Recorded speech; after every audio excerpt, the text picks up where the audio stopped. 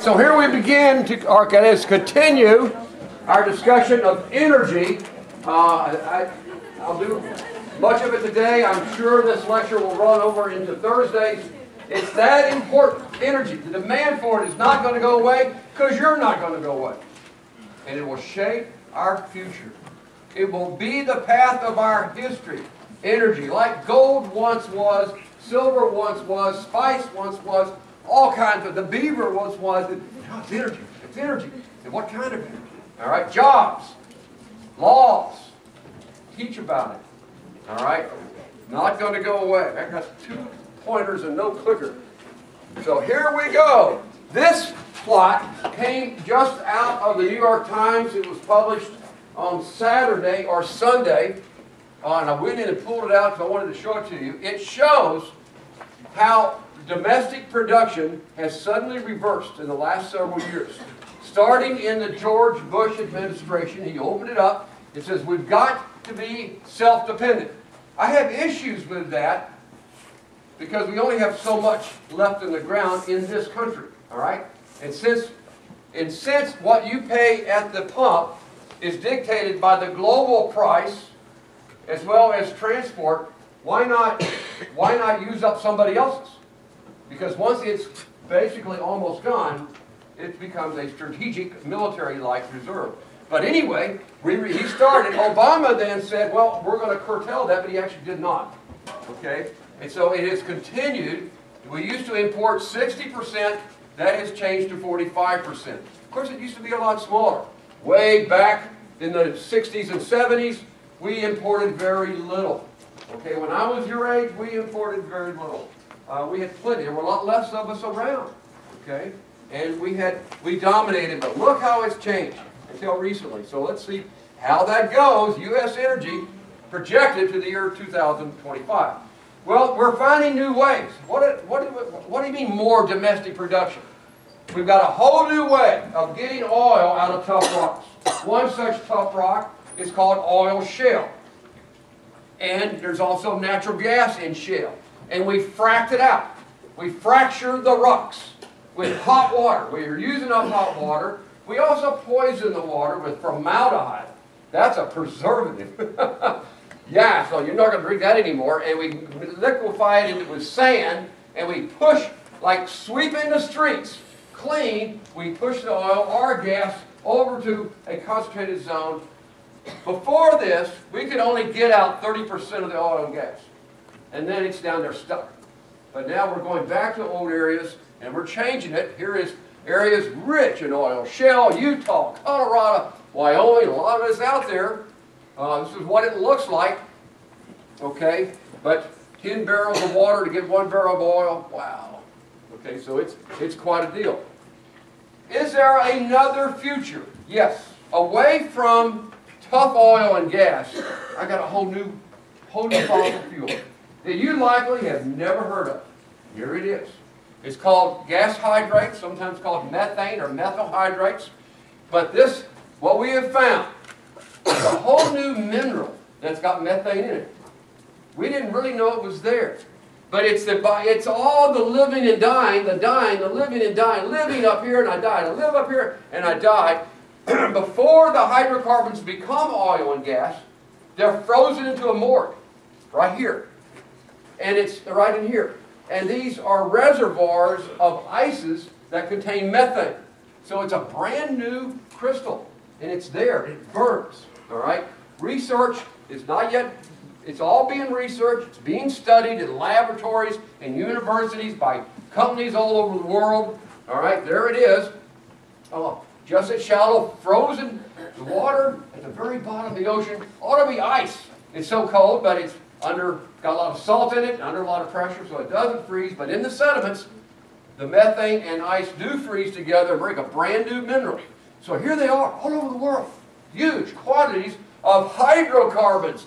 It's a mineral that burns. It looks like ice, and it's full of methane. All right, we've got PhD students getting their diplomas researching this stuff all over the world. How are we going to get it out? What's the problem here? What's the problem with methane? It's a great fossil fuel. It burns very clean. But can you think of a big factor that makes it a problem? It's a greenhouse gas, a very powerful one. And right now it's down around 2 parts per million. Double that? Holy cow. All right? But it is remarkable. There it is. Now we've known about this for a long time because it would synthetically happen to form as frozen ices of methane in natural gas pipelines. We ship. Remember that the natural gas market opened up when we learned how to make seamless pipelines that we can run across entire countries. And then we put the natural gas under pressure where it's a liquid. And we move it like a liquid, okay? At the other end, we re-expand it. But in those cold, when you squeeze something to a liquid that was a gas, you get cold. It gets cold, and it turns into the same stuff, a water-rich methyl hydrate, all right? It was clogging up things, and we were having to always open these up. So there it is. It is estimated, relative to fossil fuels, that there's more gas hydrates out there than we've ever had before. So it's all out there. Off of North Carolina, for example, a huge area. It's been mapped all over the world. We're sending down these robotic submersibles, tapping the sources. Where is this stuff? And it's down just a few thousand feet down, not very far at all. This is an area off of Alaska. We've got a lot of it. And when you pull up the mud, this is off of Japan, there it is. I once was talking to a guy, like I like to do, or gal, in the back of an airplane having drinks. They used to put a lounge in the back of airplanes. Go back there and have drinks. And I had a guy pointed his finger at me. He says, okay, tell me, geology professor, what's the next big hit in geology? And I said, well, it's going to be energy. And I'll put my finger back at him and said, it's going to be methyl hydrates. Methyl hydrates. And I just said this lecture about 4 years ago, so I've done it for a while. And a woman in the back, Chelsea, stood up and said, oh my God, that was my father. Marissa, that was my father. I know. That was my father. I remember that. He came home from an airplane ride talking about some geology professor who said gas hydrates or methyl hydrates. That was you, doctor.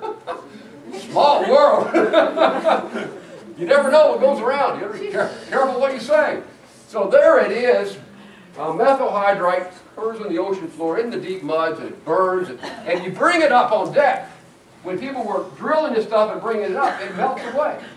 It melts away, and the methane starts bubbling out. And so I get a tub of that ice and pull it up here. Pretty soon what I've got are bubbles of methane coming out and liquid water everywhere. So it disappears.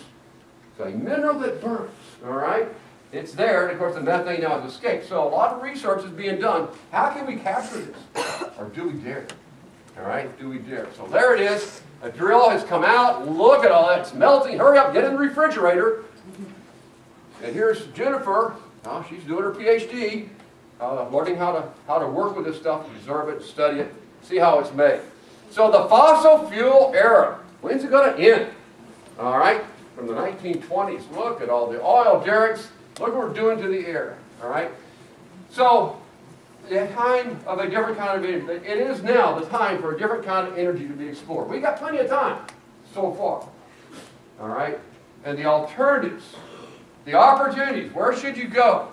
The alternative forms of energy are amazing. Wind is number one, followed by solar. And the picture keeps changing, and it's changing rapidly. State by state, country by country. Look at Japan now. It's scrambling. Country by country. Jobs. You know, running and keeping these windmills going, for example, is very labor intensive. More employment than it does to take and run an oil well. All right? So there they go. With an old pump for scale, look what's replacing them. Nuclear alternative forms of energy. Well, let's first talk about nuclear power. All right? It's right in the middle. It's not going away. It's too well entrenched. I mean, if you look at Lithuania, 73% of its energy. Look at France. It's way out there. And many of the other Middle European countries. Even Switzerland, which doesn't have any oil and gas, must import, has turned to nuclear power. And these are percentages of electricity that they all produce. We are at 20% in the United States. It's not going away, even though we've had some really bad situations. So how does it work? And like I had the clicker perhaps in advance, it's done by fission, not fusion. Fusion we'll say for the sun and the hydrogen bomb, that's fusion.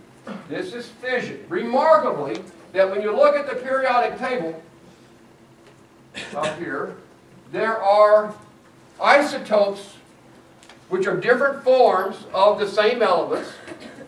Like uranium has 3 isotopes. 1 is stable and 2 are radioactive. Thorium has 1 isotope and it's entirely radioactive. Potassium has 4 isotopes. And 1 of them, in very small abundance, is radioactive. All right? And so we've got a lot of radioactive elements. Some, like carbon, are non-metal and very fast. But others are metals and very slow and very powerful. And they start by getting hit with a neutron. That helps them go. And you get this explosion. Uranium ore is found in sandstones, in sedimentary rocks. It is concentrated by groundwater. Uranium is soluble in oxidizing waters. Uranium has like 4 valence states, and under a high oxygen, uranium is soluble. And so as the water, groundwater, we learned about groundwater, we've drilled down, we'll find it's moving very slowly. And as it moves, it's oxidized, it's dissolving, dissolving, dissolving, dissolving, getting richer and richer and richer as it goes in uranium, because uranium is uniquely soluble in oxidizing waters. And it makes uranium ore. The core fauners region of Utah, Arizona, New Mexico, and Colorado, also Wyoming and Texas are some of the biggest areas for uranium ore. And so it dissolves oxidizing fluids, and it goes down through an aquifer. All right? And then, where the part of that bed has organic matter, like carbon, carbon sucks oxygen. It absorbs it. And so suddenly the waters enter an area that there's some carbon and is stripped of its oxygen. Uranium is insoluble in reducing waters, low oxygen waters. So as the water moves through, it keeps going, but it dumps, continuously dumping like a sponge right there. Okay? It's called a row front deposit. And so you're getting a geologic process concentrating the ore. This is how these things are formed. Okay? Carbon absorbs the oxygen. The water is no longer oxidizing, and uranium is insoluble. It precipitates as beautiful black and yellow minerals. Don't touch them! He's yelling at me, Mom. Look at that. Beautiful yellow carnotite. Got a complicated formula. Black crystal of uraninite. Just uranium oxide. Powerful. Glowing. Tick-tock, tick-tock, tick-tock. All right? So there is a row front deposit we talked about. There it goes. And then we take that and we concentrate it. Today, Iran is working on concentrating uranium even further. We're opposed, we say. But wait, we do it. We do it. A lot of countries do it. And so there it goes. It's a remarkable. Who's got it? Australia, 39%. It's loaded, followed by the U.S. We're number 2. Okay, so we don't import uranium. All right, South Africa at 10%. They need it because they have no oil and gas. So the fission is when the unstable isotope, usually it needs a neutron to kick it open, to break it open, and it breaks into smaller atoms, in this case barium and krypton, and they will go on and break down too, because eventually the uranium goes to lead. Okay? Uranium eventually goes, so a whole series of step-by-step reactions, all of them reducing energy. This is just the first step. And so what you do, it knocks off 3 neutrons that go off and do what this one does, so it mushrooms, okay, like fireworks in the sky. 1 neutron causes 1 fission, it sends out 3 neutrons, they hit, then I'm at 9, then I'm at 27, it's a power function, you see? Okay, this thing carries over. And you release energy from that one time, that one step. 1 fission, 1 atom, uranium-235, releases energy equal to 200 million electron volts. I mean, what does that mean? Holy cow! Holy horse! And then 3 high-velocity neutrons that continue. 1 gram of uranium-235, 1 gram, 1 gram, okay, 1 gram, 1 gram, a quarter of a teaspoon, 1 gram. It's really heavy metal. Is equal to 14 barrels of oil. A 50-gallon barrel of oil, how many of them? 14, 1, 2, 3, you get the idea? That little bitty uranium can do all that? Yeah, or 3 tons of coal. That's 3 train car loads. Wow. No wonder we turn to it. Wow. So, if uncontrolled, atomic bomb. If controlled, you've got power.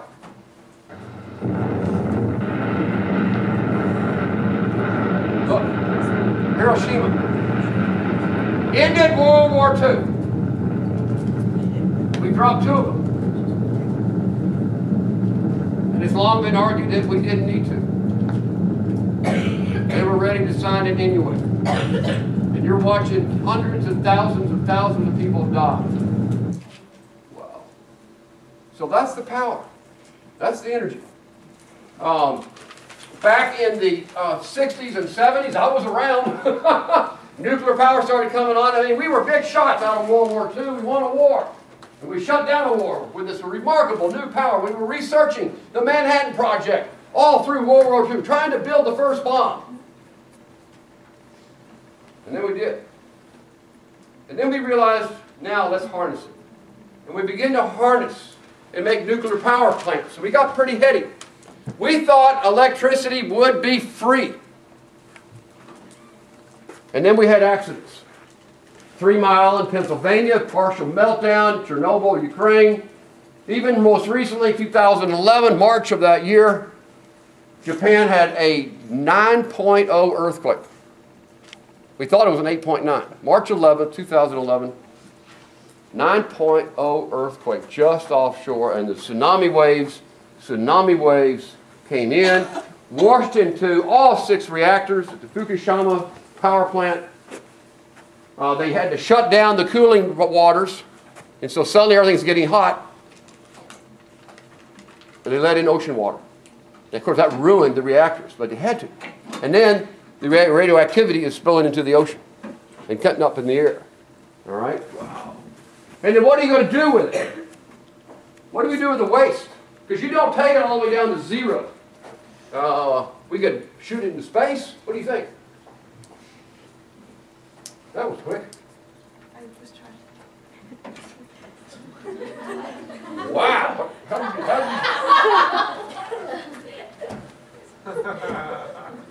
Of course, you know, it doesn't get out of our field of gravity. It comes back down to the ground. Send it to Antarctica. Deep wells. We're actually considering this. Deep wells. Rock melt. This is where you set in the ground. Let it melt its way to the core of the earth. So, how about subduction zones? Yeah, just put down the plate boundary, let it go down. Salt domes, that's a possibility once they have no longer oil. But you know, we actually do not have a place to put the waste yet. So it's being stored all over the world. And every country, like France and Switzerland, it's the same problem. Lithuania. All right? So nuclear waste, is it safe? What about the environment? And it has different particles that are coming out. Alpha, which doesn't even go through your skin, won't hurt you. Beta, which will go right through your body, doing damage on the way. Gets stopped by aluminum. Gamma rays and X-rays, they're the worst. They'll go right through aluminum, but they'll be stopped by lead, so you need a lead shield. But there's also the neutrons. The neutrons. Ooh, Christ. They go through everything. Maybe you get really thick concrete. So this is all coming out of there, all right? Different kinds. And here's a sad story. The Four Corners region we mentioned. No one was telling the Navajos anything, or any of us. This was released in 2006 by the LA Times. One Sunday morning. The Navajos were inhaling radioactive waste. They drank contaminated water for years. They butchered contaminated animals and ate the meat. The children dug caves and piles of meal tailings and played in the mines. The family built homes using radioactive tailings and waste ore. So it was, you know, all around the mines and the factories. And then a lot of these were abandoned. All right? We had all the uranium we wanted. We left the rest in the ground, left it exposed. Look at all of them. All right? 1,000 different abandoned mines have now been identified, but what a story. Why wasn't somebody talking? We knew where these mines were. Our government knew. Of course they knew. No one was testing the water. Are you kidding me? No one was telling the Navajo Indians. Wow. They were drinking this stuff. So at very elevated levels, a lot of stillbirths, deformed babies, people dying early, lots of cancer. Really weird. So then we had the meltdowns. And 3 Mile Island was the very first one, the worst nuclear accident in U.S. history, Pennsylvania. Chernobyl, Ukraine, people have never gotten over that. I mean, that spilled radioactive fallout all around in Poland, Czechoslovakia, okay? These things get so hot, you can't get the water to cool them off. Down they go. The 8.9, correct that 9.0 earthquake in 2011 Japan. At the Fukushima, all the cooling systems were shut down, broken by the earthquake. Partial melting began. It's that hot. All right. They therefore, to save it, to save the world, they flooded with seawater, and of course that ruined everything. And the radiation levels were 10 million times beyond safe level at the site. And of course, a large halo all the way around. Let me take you to that earthquake, just to show you the power of it, because Japan has put all of its, now it's shut them all down. I don't know what Japan's going to do. Very developed country, it's come out of World War II, it's reinvented itself, but it turned to nuclear power. It made the choice. It had to. It doesn't have any oil or gas. All right? Guess who's going to be leading the wind and solar? But as I understand it, they've turned off all their nuclear power plants. All of them. So, go look at this. 8.9 changed over to 9.0. Here we are. Look at these tsunamis. Here's all the earthquakes. Mostly up here in northern Japan. All right? Look at the stuff coming in. I have not shown you these before. Look at this wave of debris. Look at these cars. It's being picked up and moved around. So this big tsunami comes in, spills out, advances, carrying. It was, taking up towns, taking up industry. It wasn't just nuclear power plants. That's just our topic. Check it out. Jesus God. Hundreds of thousands of people were dying, being sucked to their violent deaths. Look out that boat. Whoa. Whoa. This one town, 10,000 of its 17,000 inhabitants were killed or missing. So this is huge. All right? Aren't you glad you live in Boston? And why would they put the nuclear reactors near the ocean? Lots of water. You can cool with salt water, but you do it internally in a controlled way. In the end, it didn't go that way. So now we turn to the alternatives. It's a wonderful, interesting story. All right? Alternative energy, fuel cells to run cars that run on batteries, garbage, solar, nuclear power. It's all there. All right? Well, what would these all be? Look here. What is this? This might be a slide on slide identify. Yes, it is. Can you identify these? All right, my little gift to you. Here is, let's see, we've got water here, tin stock tube, turbine, dam. What is that? Hydroelectric. Yeah, that's right. Hydroelectric. Talking about it in a minute. What's this one? Wind. What's this one? Geothermal. Way to go. Geothermal. What's this one? Solar. Look, photons. Okay, so solar. Okay, here's one you probably not heard of. High water, low sea, turbine, barrage. It's tidal. Using tides. Tide makes sense. What creates the tides? The moons. And so the moon, we get high and low tides how many times a day? Two. Two high tides, two low tides. What a great amount of power. Water flowing, okay? In and out, in and out. So there you go. Massachusetts is highly involved. Massachusetts is the #1 efficient energy state in America. All right? And my state of Texas is the worst. They're big on oil. So Massachusetts is way out there. I actually don't understand these numbers because they don't add up to 100. But it looks good, okay? So I don't know what I got, and sometimes that happens, but clearly here in this state, who's number one? Solar. Yeah, where are they? I don't know. They're here somewhere, but wind's out there. So wind, let's talk about wind first. Hey, Rachel? You mentioned, you said you didn't know where a lot of the solar stuff is. A lot of the people in my town, in the business, will have solar panels. Where's your town? Westwood. Westwood? It's about 20 minutes away. Okay, thank you. All right. And so undoubtedly a lot of you from Massachusetts may have seen these solar panels all around, or some of these windmills that are all here. Well, wind has been around for power for a long time. Initially it was there to grind grain, all right, turn grain like corn and wheat into flour, all right, or for animal feed, and then you would use wind. Other places use running water, a water mill, okay, but they were using wind. So in fact, the very first windmills were in what used to be called Persia, now part of Iran, all right? So the configurations have really varied, and the initial windmills were very costly, very inefficient. The way it works, though, is that they use the wind to turn magnets past magnets. Magnets past magnets. Now, let me back up. Nuclear power, how does it make electricity? I forgot to tell you, although it was in one of the slides. A lot of electricity is made by the expansion of water to steam. Okay? And that expansion creates movement, and then I move magnets past magnets. That's called a generator. But the movement is taking the heat and converting water to steam, and as it expands, you run it through a generator, and I'm making magnet past magnet. The wind is doing much the same thing. No steam. It's already got the movement. It's using the wind. And magnets past magnets. But what we've gotten better. We've gotten better with design. We've gotten better with bigger structures. And more powerful magnets, not using iron, but rare earth metals. Right there. The yellow bar all the way across. These are all metals too. And a lot of them are also magnetic, powerful. Have any of you ever played with rare earth magnets? You can't get them apart, right, Drew? Boom! Boom, boom, cool. Got my fingernail in there, huh?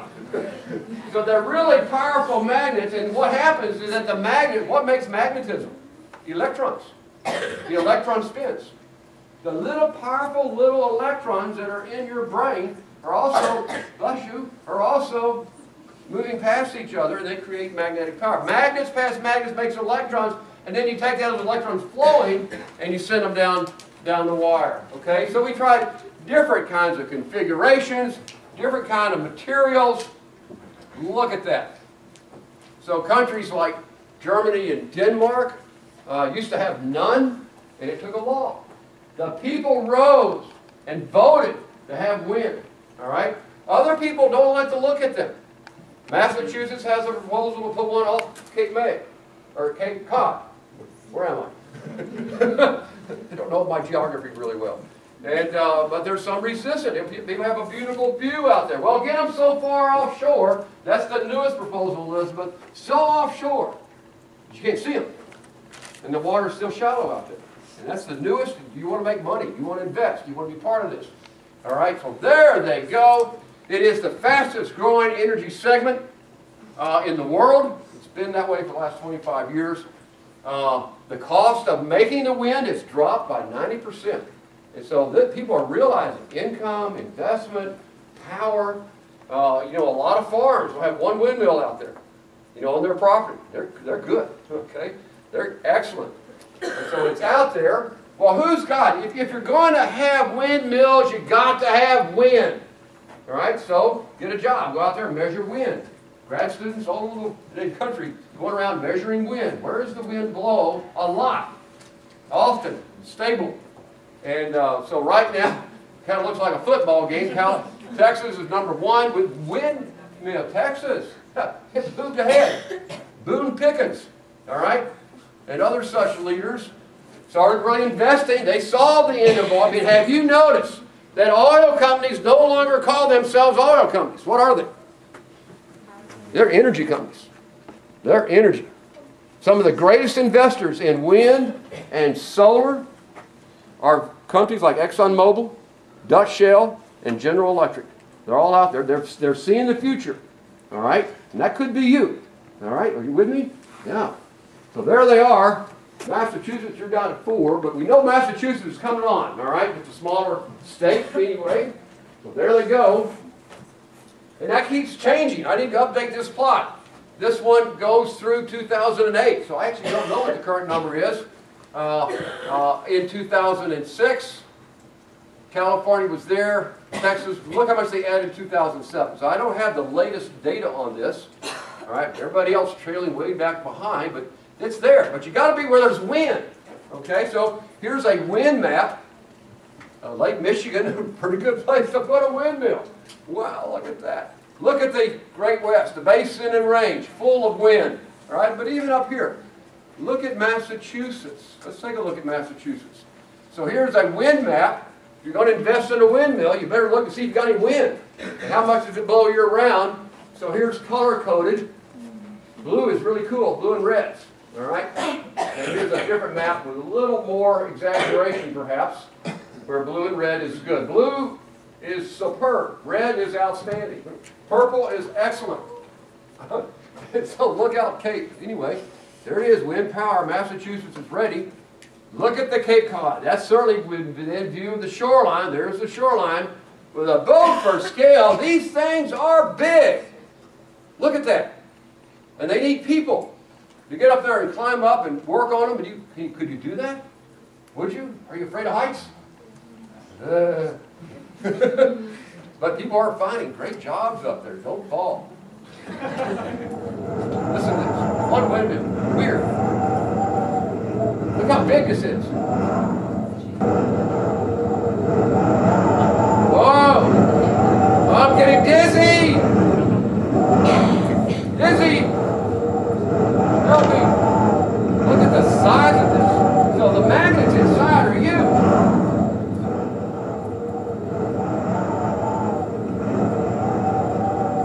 They just look tiny from far away. But they're big, big machines. All right? And sometimes they catch on fire. This is down in Brazil. All these windmills, but they get hot. Sometimes they need to be oiled and the friction builds up. On fire. Burn, baby, burn. Crazy. Click, click. Watch this. Sometimes they blow up. This is wild. They know this one is out of control. They usually what they do is they turn these so they don't face the wind during high winds. But they couldn't turn it. So they got it recorded. They know it's going to blow. Watch. Woo! Woo! Smack me on the head. Look at that thing. From the truck for scale. Denmark. Fiberglass.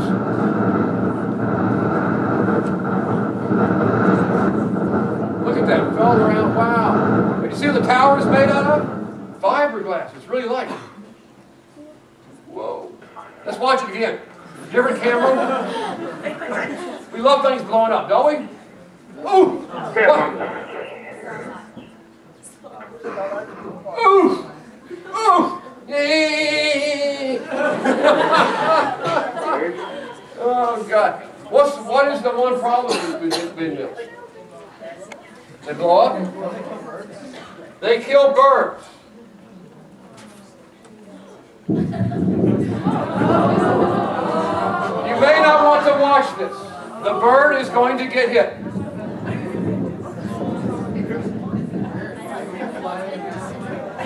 It doesn't realize how fast those things are. Twice. Oh, and mostly. So, I could have not shown you this, but you'll remember it, won't you? Yeah. So, maybe you got rescued, maybe it stayed alive, I don't know the story. But windmills are a problem. So go out there, get a job, invent a noise that windmills can make that you and I can't hear. And the birds can hear, and they'll like, no, I want to go away, I want to go away. Invent it, patent it, become a billionaire, give money to be you. Do you think I'm letting you go now? Yes. Thank you.